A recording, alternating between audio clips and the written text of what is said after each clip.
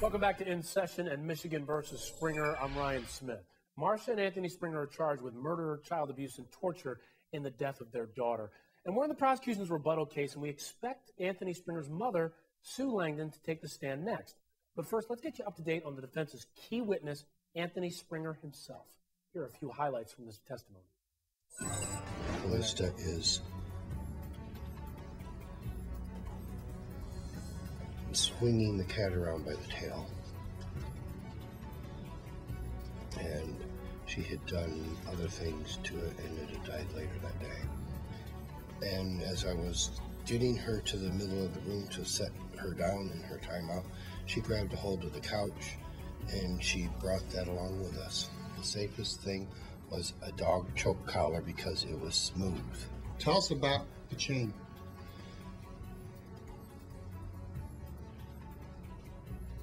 Could you elaborate just a bit more?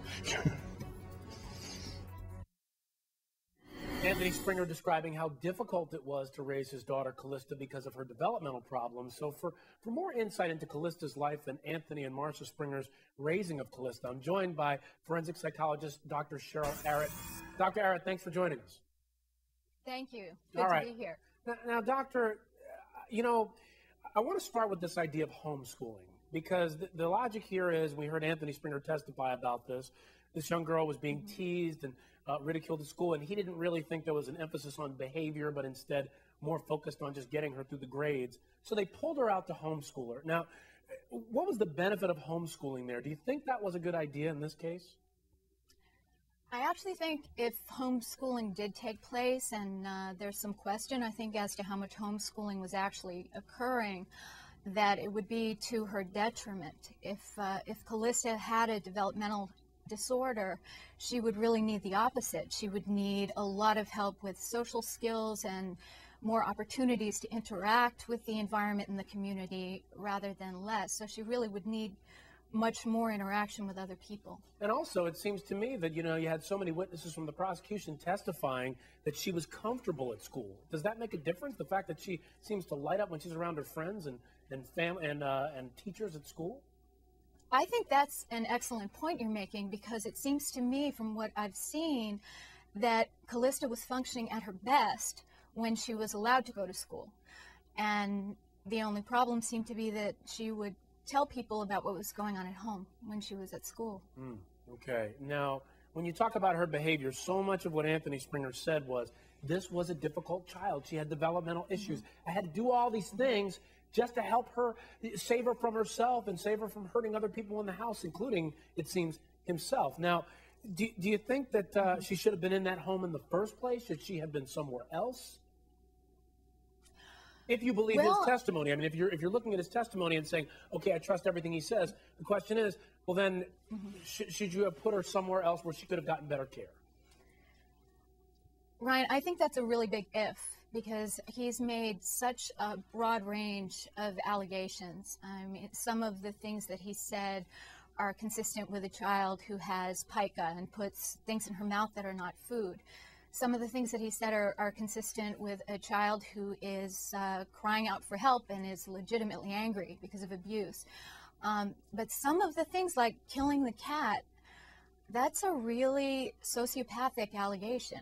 And I really wonder if that were true. That would really surprise me. I mean, that's the kind of thing that you might be more likely to see with someone who grows up to torture people rather than someone in that situation. I'm almost wondering whether that was something possibly from Tony's own past and not from Calista's. Yeah, and you know, we're looking at the home video of Calista and the entire family right now. I'm looking at it as you're talking, and you know, you see a happy little girl running around. Look, I know people can be different in different situations, but this just does not seem like a little girl that he's describing. And you know, when I talk about maybe they needed some extra help, I know that you did some looking into what mental facilities were like in this particular state. What did you find? Because, you know, part of the testimony here was Anthony Springer saying, I tried to get help, but it wasn't really available to me. I did do some looking into things, and it seems to me that the state of Michigan really only has one facility in the entire state that's a residential facility for children and adolescents, and that's the Hawthorne Center, which is about 2.5 hours from where they lived. And theoretically, I suppose they could have put her in the car and taken her there. I encountered a lot of no longer working numbers. I called the Hawthorne Center to do some research about what they would do with a child with a pervasive developmental disorder who was in this situation, and the phone rang and rang. I didn't get an answer, and my understanding is they have only 118 beds and a waiting list, and this is to serve the entire state of Michigan. That is shocking to me, for the entire They're really state. strapped. You know what? Yeah. I have just a little bit more time. Let me ask you one more question. Is there ever a time, ever, where restraints are appropriate, especially for a girl with Calista's supposed disorder here? What they did, there is never a time when that would be appropriate. If a child is a danger to herself or to somebody else, sometimes a hospital can be containing in a safe kind of way. But what they did to this child was it was horrific. The message to her was that she was worthless. She was less than human. She was being tortured, waking up in soiled clothing every morning because she couldn't go to the bathroom. I mean, there's absolutely nothing therapeutic about this. And I just want to make the point that Tony Springer seems to be going on quite a bit about how incredibly resourceful Calista was in devising ways to get free from the various restraints. It took her this long to get out from this way. We tried this way and that way. And I just want to point out, these are intelligent behaviors. She was a really resourceful and courageous girl, and I think she really tried to alert people about what was going on in her home. And I'm really not convinced that pervasive developmental disorder was actually what was going on really for her.